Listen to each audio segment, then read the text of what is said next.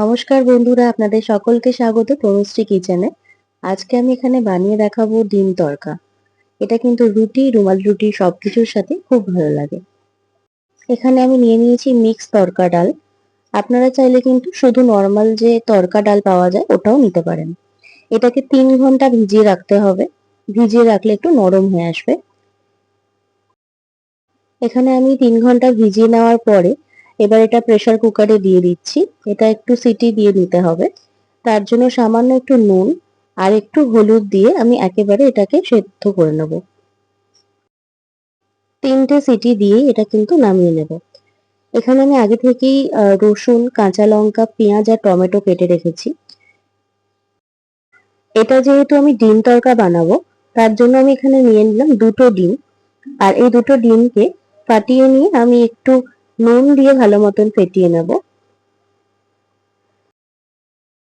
এবার এটাকে আমি একটু ভেজে নেব, আগেই ভেজে নেওয়া হবে এটা। তো এখানে আমি কড়াইতে সাদা তেল দিয়ে দিয়েছি, দিয়ে আমি পুরো 2টো ডিম এখানে দিয়ে দিলাম। দিয়ে এটা ভালো মতন আমি নাড়াচাড়া করে ডিম ভুজিয়া বানিয়ে নেব। ডিমটা আমি আগে থেকে আলাদা করেই ভেজে নিচ্ছি। আপনারা চাইলে কিন্তু যখন মশলা করবেন ওই সময়ই ডিমটা ওখানে ওর সাথে ভেজে নিতে পারবেন, কিন্তু আমি এটা একটু আগেই ভেজে রাখছি। ডালটা দেখছি এখানে সেদ্ধ হয়ে গেছে। এবার আমি কড়াইতে দিলাম সাদা তেল।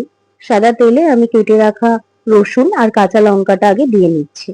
মিডিয়াম আছে এটা আমি ভালো মতন একটু নাড়াচাড়া করে ভেজে নেব। এরপর এখানে অ্যাড করে দিচ্ছি আমি পেঁয়াজ। কেটে রাখা পেঁয়াজগুলো দিয়ে ভালো মতন আমি নাড়াচাড়া করব, যতক্ষণ না পেঁয়াজটা একটু হালকা ব্রাউনিশ হয়ে আসছে। বন্ধুরা, এই রান্নাটা যদি আপনাদের ভালো লেগে থাকে অবশ্যই কিন্তু তাহলে চ্যানেলটা লাইক, সাবস্ক্রাইব এন্ড কমেন্ট করবেন। আর এটা কিন্তু আমার নতুন চ্যানেল, তো অবশ্যই সকলে পাশে থেকে সাপোর্ট করবেন। তো দেখুন এখানে পেঁয়াজটা যেহেতু ভাজা হয়ে গিয়েছিল, এবার এখানে আমি টমেটোটা অ্যাড করে দিলাম। আমি একটাই টমেটো দিয়েছি এখানে মিডিয়াম সাইজে। সামান্য একটু নুন দেব, দিয়ে এটাকে ভালো করে ভেজে নেব, তাহলে একটু নরম হয়ে আসবে।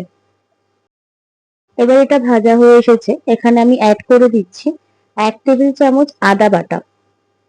আদা বাটা দেওয়ার পরে এটা ভালো মতন করে আমাদেরকে আরেকটু নাড়িয়ে নিতে হবে।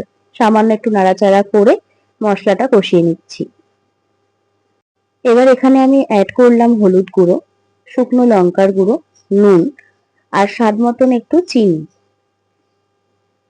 মশলাটা কষিয়ে নেওয়ার জন্য সামান্য একটু জল দিয়ে এবার ভালো মতন মশলাটাকে আমাদের কষিয়ে নিতে হবে। মশলাটা দেখুন কষানো হয়ে গেছে, গায়ের থেকে মশলার তেল ছেড়ে দিয়েছে। এবার এখানে সেদ্ধ করে রাখা ডালটা আমি দিয়ে দেবো।